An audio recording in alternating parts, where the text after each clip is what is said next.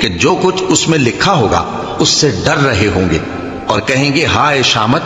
یہ کیسی کتاب ہے کہ نہ چھوٹی بات کو چھوڑتی ہے نہ بڑی کو، کوئی بات بھی نہیں مگر اسے لکھ رکھا ہے، اور جو جو عمل کیے ہوں گے سب کو حاضر پائیں گے، اور تمہارا پروردگار کسی پر ظلم نہیں کرے گا۔ اور جب ہم نے فرشتوں کو حکم دیا کہ آدم کو سجدہ کرو تو سب نے سجدہ کیا مگر ابلیس نے نہ کیا، وہ جنات میں سے تھا تو اپنے پروردگار کے حکم سے باہر ہو گیا۔ کیا تم اس کو اور اس کی اولاد کو میرے سوا دوست بناتے ہو، حالانکہ وہ تمہارے دشمن ہیں، اور شیطان کی دوستی ظالموں کے لیے اللہ کی دوستی کا برا بدل ہے۔ میں نے ان کو نہ تو آسمانوں اور زمین کے پیدا کرنے کے وقت بلایا تھا اور نہ خود ان کے پیدا کرنے کے وقت،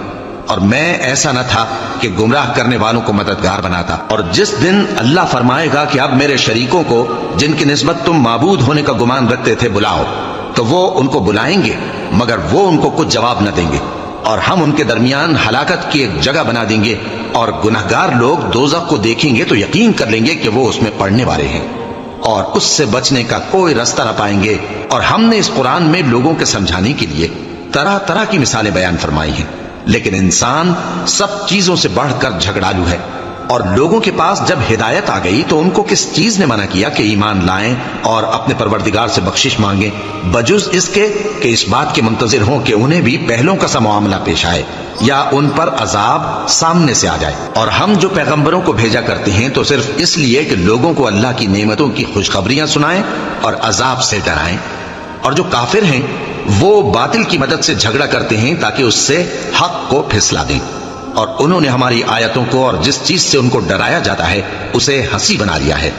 اور اس سے بڑھ کر ظالم کون، جس کو اس کے پروردگار کی آیات کے ذریعے سمجھایا گیا تو اس نے ان سے منہ پھیر لیا، اور جو اعمال وہ آگے کر چکا اس کو بھول گیا۔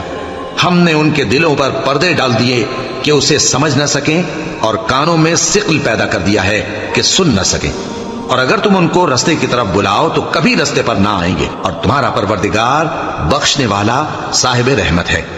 اگر وہ ان کے کرتوتوں پر ان کو پکڑنے لگے تو ان پر جھٹ عذاب بھیج دے،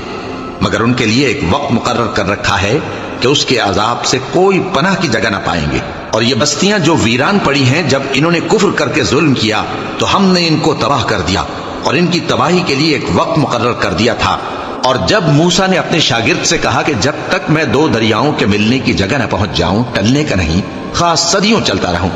پھر جب وہ دونوں ان دریاؤں کے سنگم پر پہنچے تو اپنی مچھلی بھول گئے، پھر اس مچھلی نے دریا میں سرنگ کی طرح اپنا رستہ بنا لیا۔ جب آگے چلے تو موسیٰ نے اپنے شاگرد سے کہا کہ ہمارا کھانا لاؤ۔